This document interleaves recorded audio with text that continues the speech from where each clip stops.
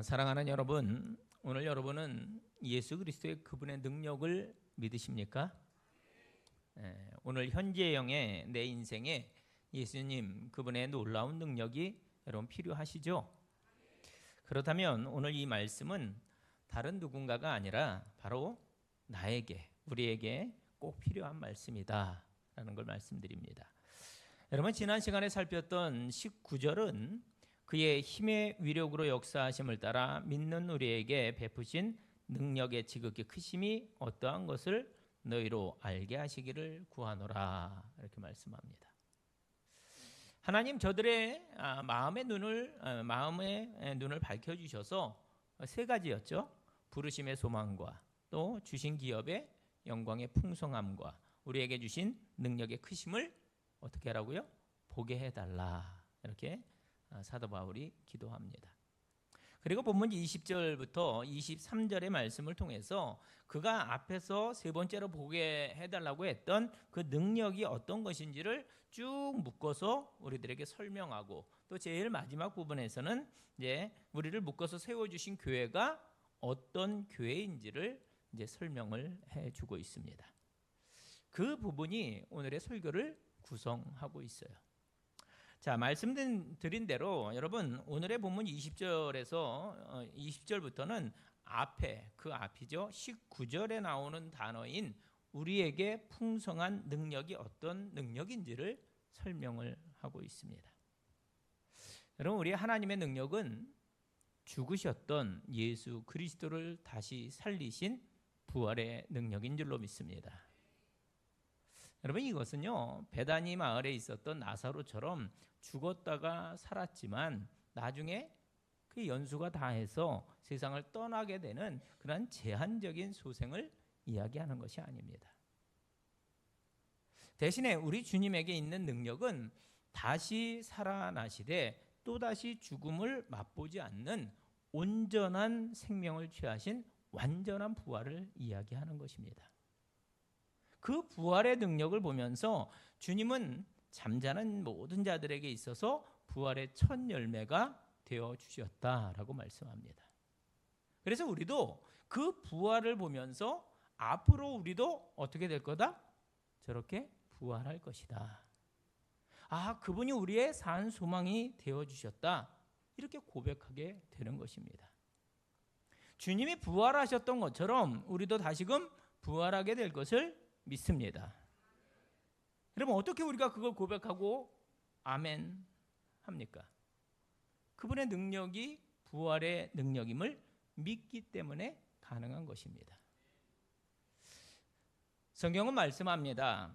그날 주 안에서 잠자는 자들이 모두 함께 일어나 부활의 몸을 입고 다시 오시는 주님을 영접한 후에 모두 다 그분과 함께 서고 또 그분의 나라에 들어가게 될 것이라고 우리에게 말씀하고 있습니다.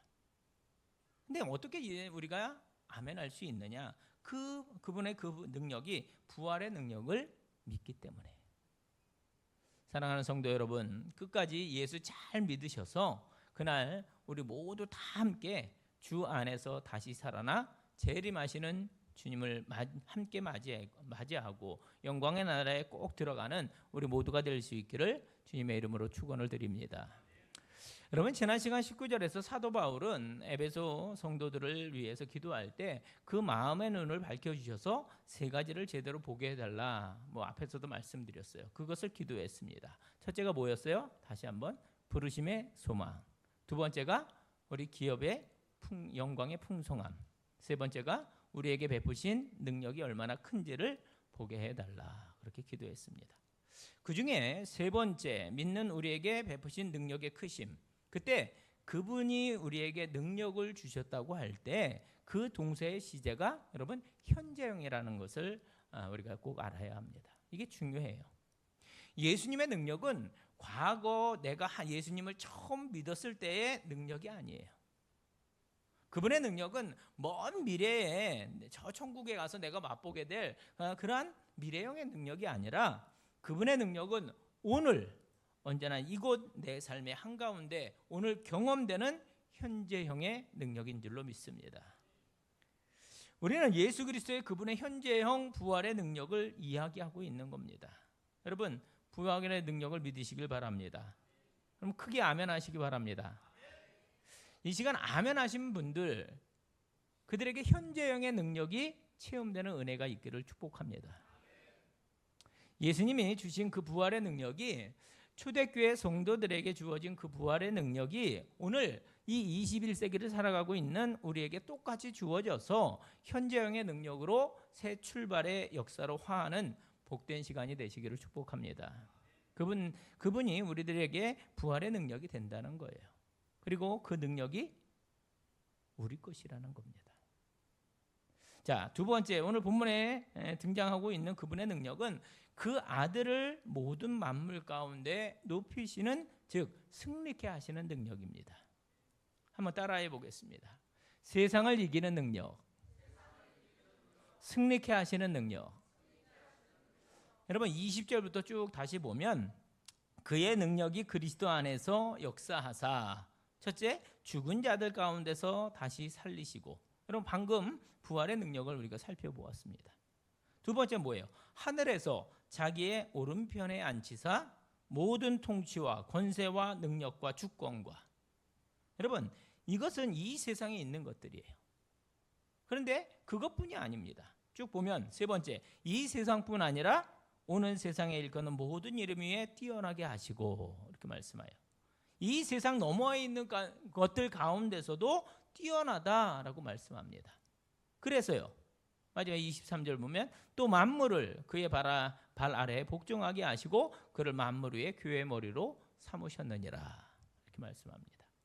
자, 여러분 잘 보세요. 그분의 능력은 무한 반복입니다. 먼저 부활의 능력이에요. 그건 살폈고, 자, 그 다음은 하나님은 예수님을 당신의 어디에? 보좌 우편에 앉히셔서 이 세상 모든 만물을 통치하는 주권자가 되게 하셨다는 겁니다. 여러분 예수님께서 죽음에서 부활하신 후에 만물을 주관하시는 그 능력의 자리에 오르셨다. 왜? 이건 이해하기 쉽잖아요. 그분이 예수님이시니까. 자, 그 다음에 모든 통치와 권세와 능력과 주권과 이 세상뿐 아니라 앞으로 오는 세상에 일컫는 모든 이름 위에 뛰어나게 하시고. 이것도 이해가 됩니다. 그분은 당연히 가장 높은 분이시잖아요. 온 세상 만왕의 왕이시잖아요. 그분이 이 모든 것을 통치하고 다스리는 것 당연히 맞습니다. 그런데 여러분 조금만 더 깊게 생각해 보세요. 자, 여기에 언급되고 있는 단어, 그분이 모든 것을 다스린다 할 때 그 만물이라는 것이 단순히 우리의 인생이나 아니면 우리의 하주교회 정도만을 의미하는 것이냐? 그렇지 않다는 겁니다. 본문은 분명히 그 너머의 영역까지도 다 이야기하고 있습니다. 그럼 모든 영역에 그분의 능력이 미친다는 거예요. 여러분 믿으십니까? 여러분 만물이라고 말씀합니다. 만물. 여기에는 당연히 우리의 교회도, 우리가 살고 있는 이 대한민국 땅도, 이 대한민국의 정치적인 그러한 상황뿐이 아니라 경제, 사회, 문화, 수천 년의 역사까지도 그분의 능력 아래에 있는 줄로 믿습니다. 여러분 눈을 열어서 여러분 크게 보세요. 제 말은 우리들이 살고 있는 이 지구라는 별뿐만이 아니라 온 우주, 그리고 그 다음 너머에 있는 천국과 지옥, 영적인 세계까지도 다 포함하는 만물인 줄로 믿습니다. 그걸 누가 다스린다고요? 예수 그리스도. 그분이 모든 만물의 주인이시고 모든 만물을 다스리신다는 거예요. 그럼 빌립보서 2장 9절로 11절 말씀은 이를 아주 극적으로 이렇게 묘사를 합니다. 우리 함께 읽어보겠습니다. 함께 읽습니다. 이러므로 하나님이 그를 지극히 높여 모든 이름 위에 뛰어난 이름을 주사 하늘에 있는 자들과 땅에 있는 자들과 땅 아래에 있는 자들로 모든 무릎을 예수의 이름에 꿇게 하시고 모든 입으로 예수 그리스도를 주라 시인하여 하나님 아버지께 영광을 돌리게 하셨느니라. 아멘. 여러분 우리 주님의 다스림은, 그분의 능력은 하늘에 있는 자들, 땅 아래에 있는 자들, 그 저변에 있는 모든 것들을 포함하는 능력입니다. 그런데 더 중요한 것이 뭐냐? 그분이 이 놀라운 능력을 오늘 우리 성도들에게 담아 주셨다는 거예요. 할렐루야. 그분 능력의 지극히 크심은 곧 오늘 믿는 우리들에게 베풀어 주신 능력이라는 겁니다. 여러분, 그 사실을 아버지 우리 마음의 눈을 밝혀주셔서 꼭 보게 해주시고 알게 해달라고 했던 게 사도 바울의 기도였습니다. 여러분, 놀랍지 않습니까? 여러분, 이건 그분의 말씀이에요. 그렇다면 그 놀라운 능력을 우리에게 담아주셨다는 그 말씀을 확인한 우리는 더 이상 그것들에게 질질 끌려다니는 그러한 존재가 아니라 그 주신 능력을 가지고 이 세상을 이기고 다스리고 선한 영향을 끼치며 살아가는 존재가 되는 것이 마땅한 줄로 믿습니다. 여러분, 잘 생각해 보세요. 오늘날 우리가 이 믿음의 길을 좀 버겁게 하는 것들이 종종 있어요. 어떤 것들이 있죠? 믿음의 길을 가는데 우리를 버겁게 하는 것들. 당연히 제일 만만치 않은 게 뭐예요? 소유, 돈. 그렇지 않습니까? 건강의 문제도 우리로 하여금 쉽지 않게 하기도 합니다. 또 사람들의 평판이나 자녀들의 출세도 뭐 그럴 거죠. 그럴 겁니다. 그 외에 정욕도 있고 또 물질의 신인 만몬도 있고 진리를 왜곡시키는 속이는 영도 있고 좀 더 나아가서 우리를 넘어지게끔 하는 미혹의 영도 있습니다. 뭐 그뿐만이 아니죠. 오늘도 그리스도의 교회 안에서 편을 가르게 하고 또 담을 쌓게 하고 다투도록 하는 그런 분열의 영도 있습니다. 그래서 많은 이들이요, 예수 믿다가 종종 이런 걸림돌에 걸려 넘어지기도 해요. 그때 사랑하는 여러분, 주목하세요. 보통 사람들은 보이는 세계만 봅니다. 그래서 저 사람이 얼마를 가졌냐, 저 사람이 뭐 어떤 지혜에 있냐, 어떤 영향력을 가졌나, 학벌이 어떤가, 저 사람 사업은 얼마나 뭐 크게 하는가, 자녀들은 어느 학교 다니는가, 연봉이 얼마인가. 사실 세상 사람들은 그런 것들만 봅니다. 하지만 일단 그가 구원을 받고 하나님의 백성이 되면, 그래서 특별히 그에게 하늘의 신령한 복이 임했다는 것을 깨닫게 되면 그때부터 그의 눈이 바뀌는 거예요. 시선이 바뀌는 겁니다. 그 너머를 보는 거예요. 보이는 것들이 달라집니다. 대화의 주제도 앞에서 말한 그 물질적인 것에서 영적인 것까지 넘어가고요. 보이지 않는 것들까지도 포함하게 됩니다. 훨씬 더 넓어진다는 거예요. 그리고 나서 앞서 언급한 그 쉽지 않은 문제들과 장애물들을 하나하나 넘어서기 시작해요. 뭐를 통해서? 그분이 주시는 능력을 통해서. 여러분, 축복합니다. 오늘도 이 땅에 살면서 주님과 교회를 섬기는 우리에게 그분의 이 세상을 이기는 능력이 가득하게 되시기를 간절히 소원합니다. 자, 그리고 이어지는 그분의 세 번째 능력은 다름 아닌 충만케 하시는 능력입니다. 이것도 따라하시죠. 충만케 하시는 능력. 자, 그걸 설명하는 거죠. 22절 하반절부터 23절 말씀 다시 보겠습니다. 그를 만물 위에 교회의 머리로 삼으셨느니라. 교회는 그의 몸이니 만물 안에서 만물을 충만하게 하시는 이의 충만함이니라. 여러분, 여기에 충만이라는 단어가 등장합니다. 교회는 그의 몸이니 만물 안에서 만물을 충만하게 하시는 이의 충만함이니라. 여러분, 이게 도대체 무슨 뜻일까? 여러분, 이 말씀을 잘 이해하기 위해서 우리는 본문에 나오는 주님과 교회와의 아주 특별한 관계를 살펴보아야 합니다. 자, 문법 구조상 제일 마지막에 나오는 23절은 바로 앞 22절에 나오는 그 교회라는 명사를 설명하는 구절입니다. 지금 그분의 능력을 설명하고 있는 거죠. 하나님이 우리에게 베푸신 능력은 첫째가 뭐예요? 그 아들을 부활하게 하시고, 두 번째, 하늘에 올리셔서 보좌 우편에 앉히사 모든 세상 만물을 통치하게 하시는 능력이고, 세 번째, 교회의 머리로 삼아주셔서 충만케 하시는 능력인데, 그때 나오는 그 교회는 곧 23절에 나오는 이런 존재, 이런 교회다, 이런 의미입니다. 그 교회는 어떤 교회입니까? 그럼 23절 다시 한번 우리 합독하겠습니다. 함께 읽습니다. 교회는 그의 몸이니 만물 안에서 만물을 충만하게 하시는 이의 충만함이니라. 아멘. 드디어 에베소서 하면 나오는 복음, 그리고 뭐가 나와요? 교회. 가장 중요한 개념, 교회가 소개가 되고 있습니다. 여러분 잘 아시는 대로 교회는 헬라어로 두 개의 단어가 합쳐진 단어입니다. 뭐라 그래요? 에클레시아.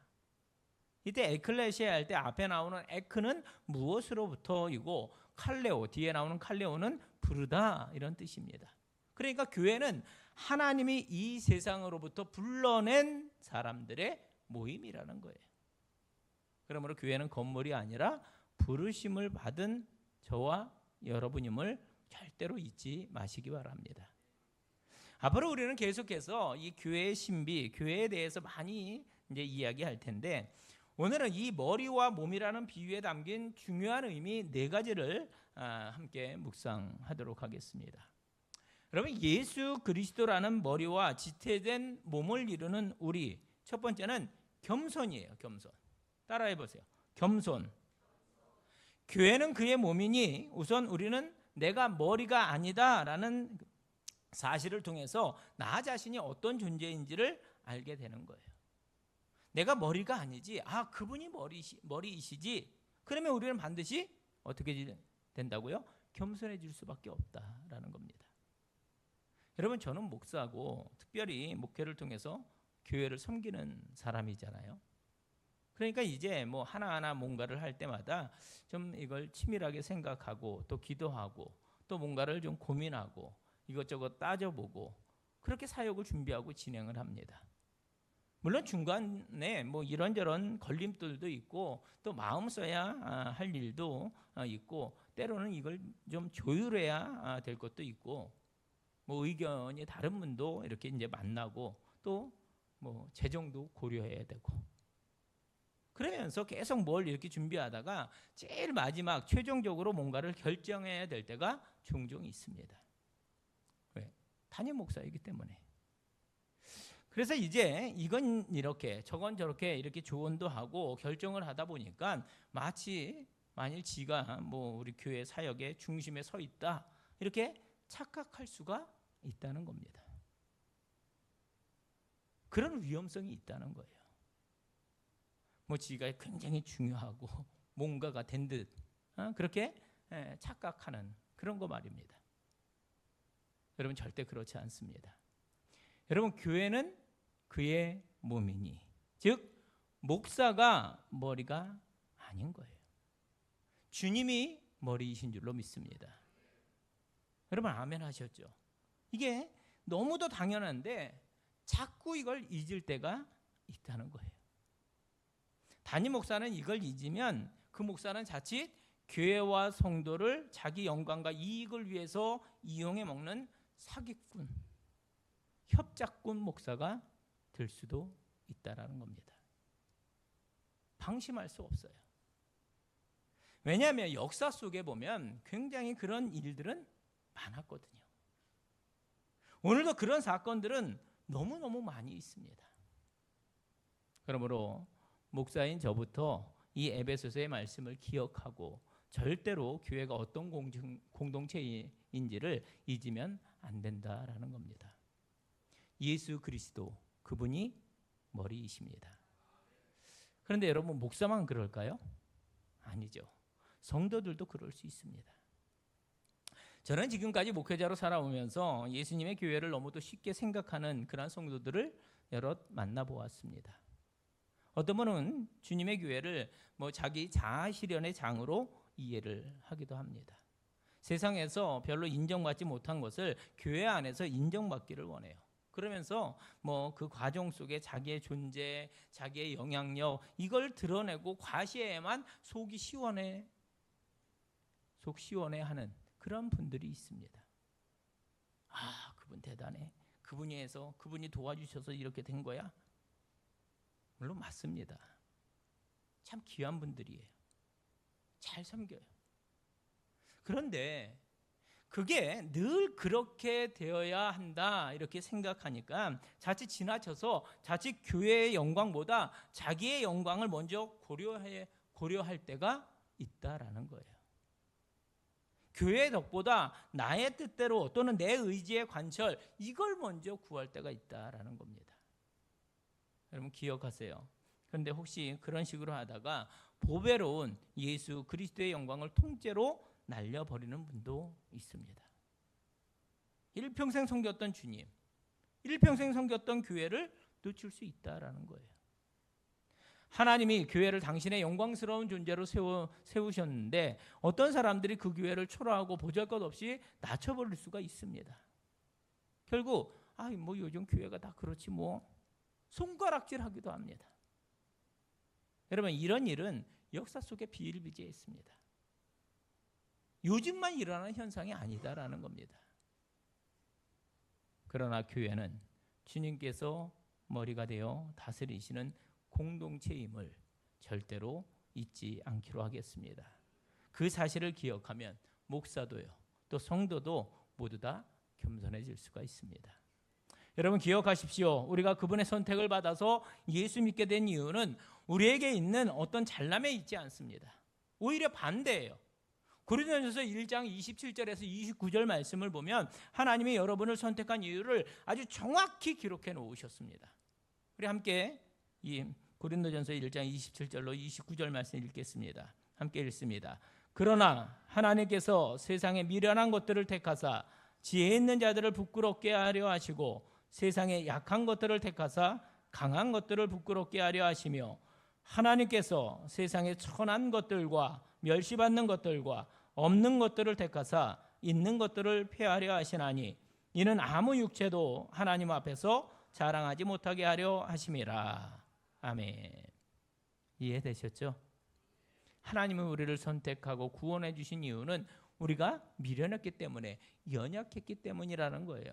우리가 천했기 때문이고 멸시를 받았기 때문이라는 겁니다. 그런데 그런 자들이 예수 믿었다고 교만해요? 그렇지 않습니다. 혹시 나는 죄인이었던 적이 없었던 것처럼 행동해요? 아니죠. 우리는 그저 하나님이 값없이 주신 그 은혜의 수혜자들이라는 사실을 늘 기억하기 때문에 교만이 아니라 겸손으로 서로 용납하며 그분의 음음을 이루는 성도들이 되는 것이 늘 맞습니다. 자, 두 번째, 그러므로 그 몸은 절대로 나뉘면 안 된다는 사실도 주목합니다. 한번 따라하겠습니다. 나뉘면 안 됩니다. 자, 바로 떠오르는 교회가 있습니다. 바로 고린도 교회예요. 여러분, 고린도 교회는 너무 훌륭한 교회였습니다. 교회의 모든 것들이 다 좋았어요. 은사들도 가장 많이 받은 교회고 잘한 게 정말로 많은 훌륭한 교회였는데 딱 하나 실수를 합니다. 그것은 그들 안에서 그들이 파를 나누었다는 거예요. 파. 물론 뭐 좋은 믿음에 영향을 끼쳤던 선배들을 따르겠다고 하는 그런 좋은 의미였을 수도 있습니다. 그런데 그러다 보니까 어떤 이들은 바울파, 어떤 이들은 아볼로파, 어떤 이들은 게바파, 그리고 하나는 그리스도파, 당을 짓게 됩니다. 그러나 바로 그런 이유로 인해서 사도 바울에게 호된 꾸지람을 듣습니다. 여러분 고린도전서 3장 5절 말씀 보면 그런즉 아볼로는 무엇이며 바울은 무엇이냐, 그들은 주께서 각각 주신 대로 너희로 하여금 믿게 한 사역자들이니라, 이렇게 말씀해요. 별거 아니라는 거예요. 그냥 하나님이 필요해서 주신 일꾼이라는 겁니다. 그러면서 바울은 다시금 교회 질서를 확언합니다. 22절 23절 바울이나 아볼로나 게바나 세계나 생명이나 사망이나 지금 것이나 장래 것이나 다 너희의 것이요, 그건 좋다 이겁니다. 그러나 23절 보세요. 너희는 그리스도의 것이요 그리스도는 하나님의 것이니라. 그게 교회라는 거예요. 교회는 그분의 몸이기 때문에 절대로 나뉘면 안 된다는 겁니다. 혹시 우리 교회 공동체 안에서 뭐 관계에 불편함이 있는 분이 계십니까? 그렇다면 이 말씀을 그냥 넘기지 마시고 그분이 머리시고 우리가 각각 몸을 이루는 지체인데, 그러므로 그 불편한 지체와의 관계를 다시금 회복하고자 하는 그런 선한 욕심이 있게 되시기를 간절히 바랍니다. 그럼 의지를 동원해서 그걸 해결하셔야 한다는 거예요. 그분의 몸은 절대로 나누면 안 됩니다. 그 어떤 것도 그 나눔의 핑계거리가 될 수가 없어요. 자, 세 번째, 교회는 그의 몸이니라는 말씀에서 우리가 묵상하는 것은 우리의 충성입니다. 뭐라고요? 충성. 자, 예수님이 머리이시고 우리가 그분의 몸이에요. 그러면 충성은 너무나 당연한 거예요. 고린도전서 4장 1절 2절 말씀 보면 사람이 마땅히 우리를 그리스도의 일꾼이요 하나님의 비밀을 맡은 자로 여길지어다. 그리고 맡은 자들에게 구할 것은 뭐라고요? 충성이니라. 우리는 그리스도의 교회를 세우는 지체입니다. 지체. 우리는 그분의 몸을 세우는 일꾼이에요. 그러므로 그 지체가 할 일은 머리이신 그분이 원하는 일을 하는 겁니다. 동의하십니까? 그때 그 일꾼에게는 그 지체들은 자기들의 어떤 자존심을 내세울 만한 자리가 없어요. 자기의 의를 주장하지 않습니다. 나는 이렇게 저렇게 생각하는데 주인의 의도가 그것과 좀 다르다고 기분 나쁘니까 내 컨디션에 따라 내 기분에 따라 내 형편에 따라 하겠다고 또 안 하겠다고 이렇게 결정하고 주장을 해요. 이거는 여러분 진짜 넌센스죠. 여러분 제가 여러 번 경험했고 내가 지켜봤고 그래서 확신하게 된 바가 하나가 있습니다. 그것은 우리 예수님은 당신의 몸인 교회를 세우는 일에 관한 한 절대로 손해보지 않으신다는 거예요. 아, 나 바빠서 안 해요. 나 누가 저 사람 정말 마음에 안 들어서 나 안 할래요. 아, 난 이건 동의할 수가 없어서 안 합니다. 다른 말로 하면 그래서 나 기분 안 내켜서 안 한다는 거예요. 그럴 수 있어요. 사람이니까. 그런데 여러분 꼭 기억하세요. 그때 누가 손해보여요? 누가 손해를 봅니까? 누가 손해예요? 잘 모르세요? 그때 우리 예수님께서 손해보실까요? 내가 안 해드려서 예수님 손해보실까요? 아이고, 여러분 지나서 보세요. 지나고 나서 한번 보세요. 그 일은 꼭 되어져야 할 일은 반드시 누군가를 통해서 주님께서 행하십니다. 그리고 그 일을 안 한 손해는 틀림없습니다. 나 안 해요 라고 선언한 그 사람에게 돌아가는 거죠. 왜냐하면 그건 상급이기 때문에 그렇습니다. 여러분 주님은요 정확히 계산하시는 분이세요. 사랑하는 여러분 권합니다. 그러므로 주님과 절대로 자존심 싸움 하지 마시기 바랍니다. 여러분 요나 보세요. 끝까지 하나님하고 자존심 싸움 하다가 수천 년 동안 지금까지 망신살이 여기까지 뻗쳐 있잖아요. 여러분 하나님과 자존심 싸움 하지 마시오. 교회하고도 자존심 싸움 하지 마시기 바랍니다. 내 뜻대로 안 된다고 나 안에 야 어디 한번 잘 되나 보자. 여러분 이건 진짜 어리석은 행동이거든요.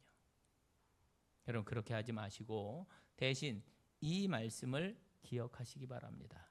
맡은 자들에게 구할 것은 충성이니라. 여러분 축복합니다. 주님의 교회를 대하실 때 세 가지를 말씀드렸어요. 겸손, 하나됨, 충성. 여러분 꼭 유념하시기 바랍니다. 왜요? 교회가 그리스도의 몸이기 때문입니다. 자 마지막으로 교회는 그의 몸이니라는 이 말씀에서 우리가 생각해 보려고 하는 것은 머리 대신 그분의 뜻을 헤아리는 우리의 태도에 관한 것입니다. 따라해 주세요. 주님의 뜻.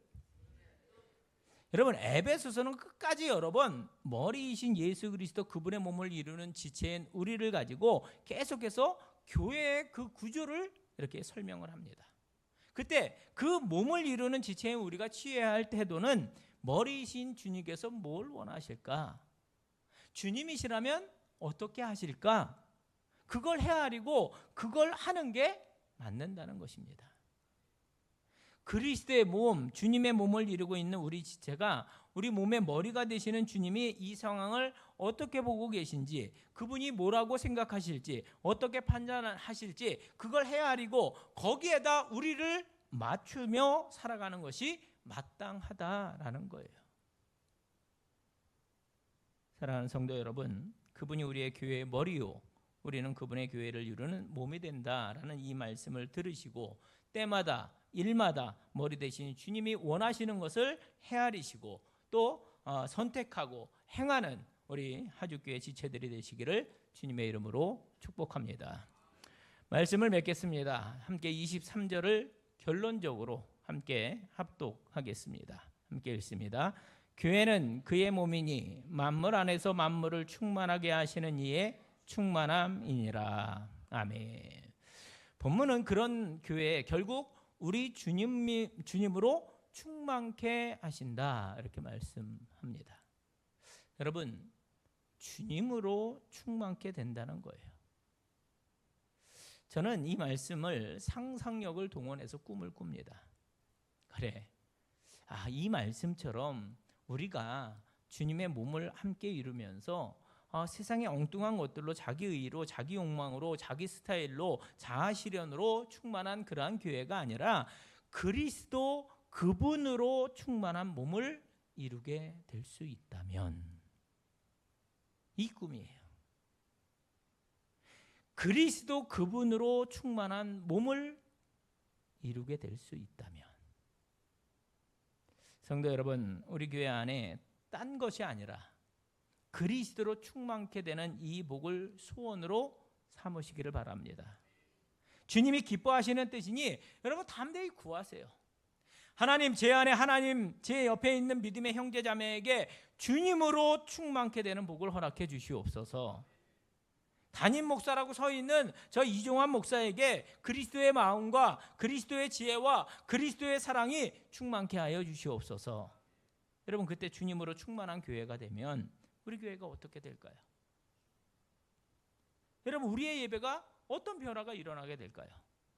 우리의 기도에, 우리의 찬양에, 우리의 헌신에, 우리의 순종에 여러분 과연 어떤 변화가 일어나게 될까요? 또 남겨져 있는 우리 믿음의 경주는 어떻게 될까요? 두말할 필요가 없는 거예요. 그때 우리 하주교회는 하나님의 행하심과 그로 인한 놀라운 기적들로 가득한 주님의 몸이 될 줄로 믿습니다. 그때 주님으로 충만해질 때 우리 마음에는 아버지의 저 꿈이 담기게 될 줄로 믿습니다. 아버지의 눈에 아버지께서 보고 계시는 것이 우리의 눈에 아버지께서 보시는 것이 보이기 시작할 것입니다. 그때 우리의 손발은 그분께서 원하시는 일에 순종하고 또 헌신하는 일로 너무너무 분주하게 될 것입니다. 그 결과 세상은 우리 교회를 통해서 하나님의 살아계심과 그분의 영광을 목도하게 될 것이고 그로 인해 우리 교회는 아버지께서 가장 원하시는 영혼을 구원하는 사명과 열매를 맺게 될 줄로 믿습니다. 여기까지가 에베소서 1장입니다. 저는 이 에베소서 1장의 설교를 마치면서 주제죠. 하늘의 신령한 축복을 받은 우리와 우리 교회가 그분의 이 놀라운 능력 세 가지죠. 부활의 능력, 세상을 이기는 능력, 그리스도로 충만케 되는 능력을 통해서 하나님의 마음에 합한 성도와 교회로 세워져서 본문에 나오는 그리스도의 몸을 아름답게 세우는 교회가 되시기를 주님의 이름으로 축원합니다. 자, 옆에 있는 분들 한번 격려하시죠. 그런 교회가 되시기 바랍니다. 기도하겠습니다. 하나님, 믿는 우리에게 이처럼 놀라운 능력들을 이미 주셨는데 그동안 우리들의 눈이 가려져 있었음을 용서해 주시고 이제 우리들의 눈을 밝혀주셔서 우리에게 주신 이 놀라운 능력을 보고 깨닫고 감격하고 또 잘 선용함으로 힘든 상황에서도 넉넉히 이기며 세상의 진리를 끌려가지 아니하고 정복해 나가며 주님으로 충만한 인생과 교회를 세우는 그런 성도와 우리 하주교회가 되게 하여 주시옵소서. 특별히 오늘 예배하는 성도들 가운데 이것저것이 눌리고 낙심되고 포기할 만한 상황 가운데 있는 이들을 기억해 주셔서 주님 부활의 능력을 베풀어 주시옵소서. 육적으로, 정신적으로, 영적으로 힘든 상황 가운데 있는 이들이 있다면 주님 주시는 능력으로 그것들을 이겨 승리케 해 주시옵소서. 지금까지 우리가 예수 믿고 교회를 세운다 했지만 온전한 그림 없이 그저 이렇게 저렇게 해왔던 경험들을 따라서 예수 믿고 교회를 섬겼던 이들이 있다면 교회는 그의 몸이니 분명한 성경적 교회론이 자리하게 되어서 겸손과 하나됨과 충성과 머리 대신 예수님의 뜻을 헤아리며 주님과 교회를 세우며 달려가는 복된 성도들 되게 해 주시옵소서. 예수님의 이름으로 기도하옵나이다. 아멘.